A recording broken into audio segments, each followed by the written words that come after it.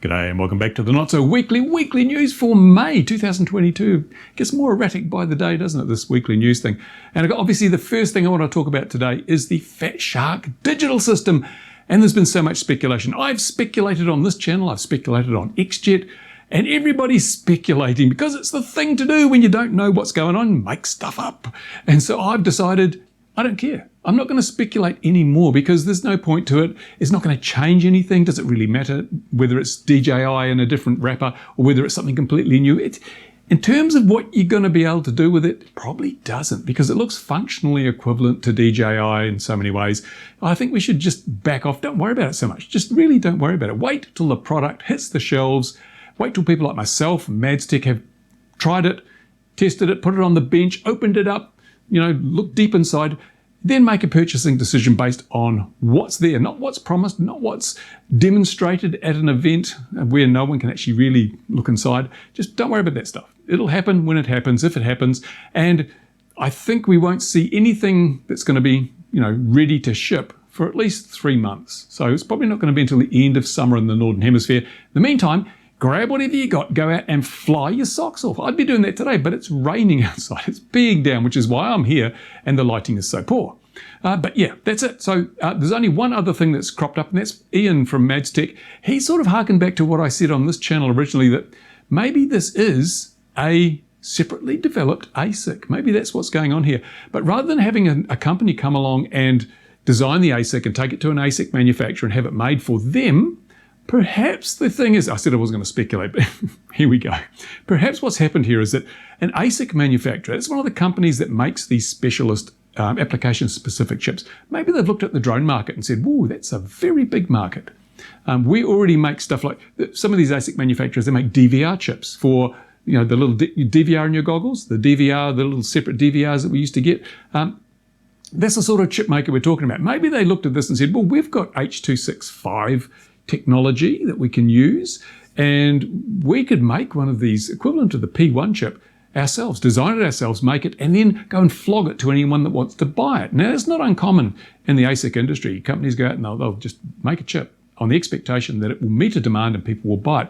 Maybe that's what they've decided. Some ASIC company has said, we're going to make it anyway, not because someone's commissioned us, but because we want to make it and we think we can sell large volumes of them, because we're not just talking FPV here. FPV is only just a tiny, tiny fraction of the market. In fact, if we look at the videos that have gone up about the system, they're not getting fantastic views. JB's has had about 80,000, I think, but most of the others are like, 10,000 views. There's not a lot of people in the FPV community worldwide. We have to be honest about this. We're a tiny little community. On our own, we don't justify much in the way of investment, which is, it's reasonable. But if you look at camera drones, we've got all these other camera drone companies making products. All of them could benefit from this chip as well. They're basically on their smartphones with a little controller that can all still benefit from this digital FPV. And that can make a huge difference. A lot of the cheaper drone makers are using Wi-Fi, which doesn't really, it's a lot of lag and the range isn't that good. If they can use these new ASICs with some decent RF systems, they can provide the same kind of long-range stuff that the OcuSync 3 does. Maybe that's what's happening. I don't know. I don't really care at this stage. Now, as I say, if Greg or anyone else wants to dispel all the rumors about this being DJI and a different wrapper, they could just send myself or Ian at Madstech a prototype unit. We can have a look at it, lift the covers, look under the skirt, see what its panties look like, and we can tell you with a fair amount of certainty whether this is just a rewrapped DJI or not. If they don't want to do that, that's fine, but it means the rumors will still circulate. People will still be going, I'm not buying it because it's DJI. It could be disadvantage to them if it's not DJI, not to let people know through independent third parties like myself and Ian. Now, the thing is, because I don't have an oar in any camp. I'm not a fanboy for DJI. I'm not a fanboy for HDZero. I'm not a fanboy for anything.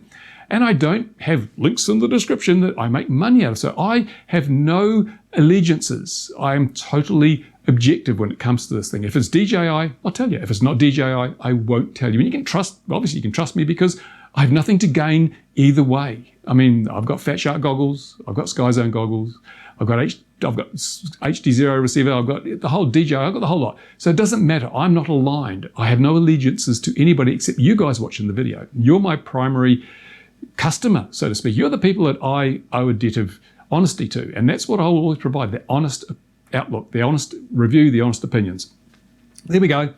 start to sound like Ali Shanmao for a minute, geez. So that's it. Don't worry about it, don't care. Don't need to know at this stage. I think, was it Drew Camden put a video up? He got hammered for it by saying, you guys don't need to know. Well, actually, in a way, I've got to agree with Drew, because at this point in time, when nothing's shipping, it doesn't matter. If you want to pre-order, you can pre-order. But remember, the history of FPV digital systems is littered with a few corpses. There was the original, I forget what it was. Oh, so long ago, I can't remember. The one that was flat and it had a T-shaped antenna or whatever, and 720p. And I remember that Final Glide and everyone went out and flew under a bridge with it, and they were all happy about it. It disappeared, lost in the history books of time. We had Fatshark, which then became SharkBite, which then became HDZero. I don't know what the compatibility levels were. Was the original Fatshark system compatible with SharkBite? I can't remember. I don't know. I didn't have a Fatshark system to test there. But yeah, look, you've got to be a little careful with pre-orders. As we know, in anything to do with computers, it doesn't exist until you can kick it. And at the moment, we can't kick the Fatshark Digital system. Maybe it's fantastic, maybe it's not. We just don't know, so don't lose any sleep over it. Go and fly your analog, go and fly your HDZero, go and fly your DJI, whatever you got, go and fly it and enjoy it, because that's what the hobby's all about, having some fun. And the next bit of news is quite closely related. That's the release of some images of the new HDZero FPV goggles. Oh, we're spoiled for choice now. We've got the new Fatshark Digitals, we've got the HDZero Digitals. When will it end? Well, the interesting thing is I looked at the HDZero goggles, and if you look at the specs, fantastic, fantastic. They've got some things that the Fatshark doesn't have, like backwards compatibility with analog. It's got an analog bay. You can plug in your Rapid Fire or your TBS Fusion or whatever you got, plug it in there, and you can still fly analog with the new HDZero Digital goggles. That's a big up for me, because I like flying everything, and I don't want to have separate sets of goggles for all the different gear, all the different systems that I want to fly. So that's great. It's also got HDMI in, HDMI out. I don't know if it has a DVR. Can't remember, but it's got IPD, focus, or the normal things you expect from a set of goggles. The only thing I'd say against them is that they're designed by an engineer. Obviously, maybe Carl's had a lot of input, but what I would expect for a set of goggles designed by an engineer, and that is to say, the best analogy is they are the Volvo of FPV goggles. They're boxy, but if everything say about them is true, they're good. I just wish that perhaps they had, I know the community, the HDZero community is quite large and very positive and active, and Carl's talking about open sourcing a lot of stuff. So I was a little disappointed that he didn't go out to the community and say, design the way these goggles should look. So you people with the ability in the areas of industrial design and art and craft, the arty-party types, that make sweet looking stuff, let them design what it looks like, and you design the internals, because then it would have been brilliant. Because look at the Fatshark goggles. They're sleek, they're elegant, they've got curves, they look like $1 million. The design is a really important part. Look at the HDZero goggles. It looks like a box of cereals that someone strapped to their face. I mean, we're going back to box goggles with the HDZeros in terms of the looks only. But that can be an important factor, because everyone loves to look cool. Everyone likes to look cool when they're out flying. And HDZero goggles, they just don't look so cool to me. Function defines form to quite an extent. That's been one of the rules, basic rules of design, is that function designs form. First of all, you get your functionality, you put it there, and the form you build around it, right? But that doesn't mean that function should limit form. There shouldn't be a limitation on form. And Apple is the perfect example of this. You look at it, when I got my first IBM PC, it was a box. It was a beige box. It wasn't pretty. It was functional, but it wasn't pretty. But then you compared that to the Apple products. Well, they were functional too, but God, they look nice. And even today, I mean, you look at the latest Apple Mac Mini. It's a beautiful looking thing. It is a box, but they've styled it so beautifully that they've just made it look more than a box. And that has a lot of eye appeal, and people, like it or not, believe it or not, a lot of people buy on what something looks like. You go and buy a new car, the shape of that car, how attractive it appears to you, becomes a huge factor in purchasing decisions. People will often buy cars that look great, but are just crap, because they like to be seen in a car that looks great. And the same will probably go to some extent in goggles. It will not be the only factor, it will not be possibly even the major factor, but it will be a factor when people are deciding which way to go. So would you rather be seen with, a box of crackers strapped to your face, or would you rather be seen with something that looks like it was designed by Apple strapped to your face? I mean, the fact that so many people pay the Apple tax is a good example that styling is really important in the modern world, especially in technologically related devices. So I wish Carl had gone out to his community and said, design me something that looks sweet. And the community would have done that. And they probably would have produced a really kick-ass looking set of goggles. Who knows? Anyway, but there you go. There are images online. You can go and find them. Someone's even done a video, I think, with a 3D printed prototype and showing all the stuff. But we'll see what happens. Of course, Orca are still out there. What are they doing? What are you doing, Orca? I mean, I've never been a great fan of the Orca goggles. They look like something that would have been designed in the 1980s, where curves were illegal and it's all straight lines. It just looks a little bit kind of. It just doesn't have the styling cues that I enjoy in a product. But again, this is pretty subjective. You may find that Orcas are beautiful. You may love the HDZero goggles. You may think Fatshark look horrible. It's all a matter of personal choice. And now a little bit from the wonderful world of Australia, where CASA rules supreme in terms of drone rules. Now, they send out a regular newsletter, which I get a copy of, and this time they're saying flying first-person view. And let's hear what they've got to say. It says, have you ever thought about flying first-person view, FPV? This is when the drone operator uses an onboard camera that relays live video to goggles, a mobile phone, or tablet. Before trying it out, it is important to remember, extra rules apply due to the increased risk of collision with objects, other aircraft, or people. Okay, then now, how many drones in Australia have collided with aircraft when flying FPV? I don't think there's been a one. In fact, I don't recall any FPV craft ever colliding with a manned aircraft. No recorded incidents of that. So what the hell are they smoking at CASA? And also things like trees. I've flown more models into trees flying line of sight. When over a certain distance, you lose depth perception. You can't tell if a model is on this side of the tree or the other side of the tree. When you're flying FPV, you have vastly increased situational awareness at distance when you're flying around those things.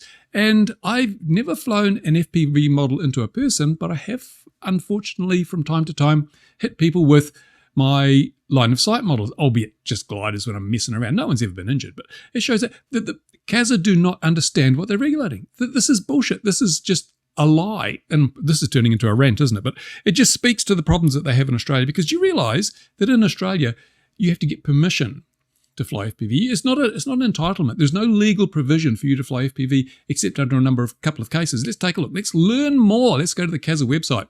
Here they say, you can fly FPV indoors for sport or recreation, provided the drone can't get out of the building. So you can fly indoors without permission.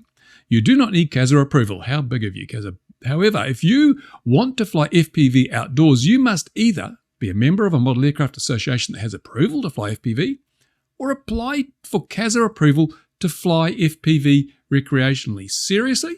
You've got to get permission to fly FPV in Australia if you're not a member of an approved flying organisation.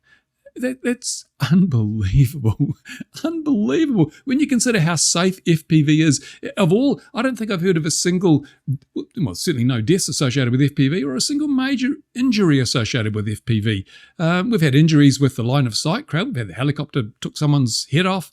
We've had slope soarers hit people. We've had nitro-powered models hit people and caused quite bad injuries, but never an FPV model. So why do you need approval to fly an FPV model, but not these other far more dangerous forms of the hobby? CASA, get your act together, please. And remember, in Australia, this year, Australians are going to have to start paying a drone tax. Every drone will have to be registered on a per drone, per year basis. It's an ongoing tax, not just a once-off. You have to repay that every year. It's an annual fee per drone at the moment. I don't know about the details anymore. I have to check up on the latest things, but it's outrageous. Oh no, what are we going to do with these people? And finally, in this edition of the news, the ADSB Alarm. I haven't been doing nothing. I've been testing. That's my excuse. We've had a long summer and this has got a lot of work. It's been out every weekend that we're flying, beeping away when planes come. So it is, it's basically pretty much ready for the big time. Couple of little changes I still have to make. I've noticed a couple of little bugs which are annoying, not critical, but they're annoying. And also the app, for the phone app, still got some work to do on that. I'm not an app programmer. I haven't programmed apps before, so it's a bit of a learning curve for me, which means it's going to be really kludgy code.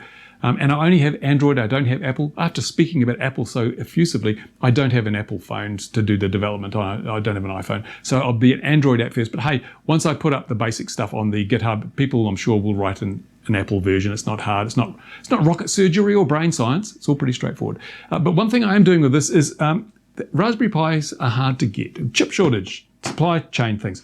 And I do want to do a Raspberry Pi, what is it called? I can remember the bloody name of the thing. Raspberry Pi Zero 2W. The Raspberry Pi Zero 2W. It's a much smaller board than the Raspberry Pi 4. I've lost my other Raspberry Pi 4. I had one lying around. Anyway, it's a much smaller board. See how tiny that is? It's a little thing. We won't focus on manual focus. It's a tiny little thing, which means it uses less power.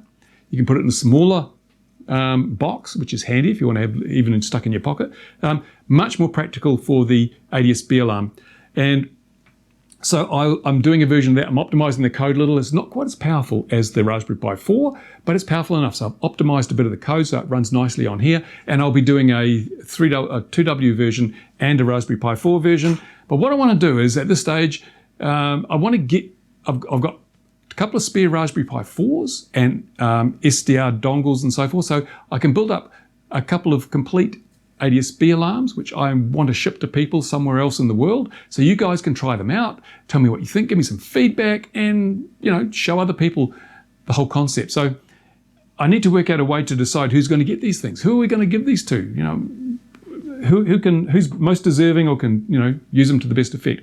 Go down to the commenty bit down here. Tell me what you think I should do in terms of how do I choose the right person. Just have a bit of a lottery, or do I run some kind of competition, or do I simply ask you to put your best case forward and I'll choose on the basis of merit? I don't know. But it is something for everyone to consider. Now, as the summer's coming up in the Northern Hemisphere, I've really got to put an imperative on this because I want to make sure that it is out there for the Northern Summer of 2022 so everybody can fly more safely. And we can show the regulators we're taking the initiative. We're not just waiting for you guys to come up with crap things like remote ID. We're actually going out there with our pocket radars, looking out for planes. So you don't have to worry about us. Don't have to worry about us at all. Go away, look after other things like planes crashing onto bridges and killing people. That's what you should be worried about. Anyway, that's it for another Not So Weekly news. If you've got questions, comments, any of those things, go down to the commenty bit, express yourself. I'll do my best to read all the comments, all the questions, and respond as necessary. In the meantime, thank you for watching. Thank you to my Patreon supporters, because you are contributing significantly to things like this. Your contributions make it possible for me to spend time doing that while I'm not making videos. And there are some videos coming up on XJet. I've got some cutting room floor. The weather's turned to crap, as I said. So I've got some cutting room floor footage I'll be putting together of jets and things for the XJet channel, because I don't want too many of these it's no good. Talking heads no good. There you go. Thanks for watching, guys. Bye for now.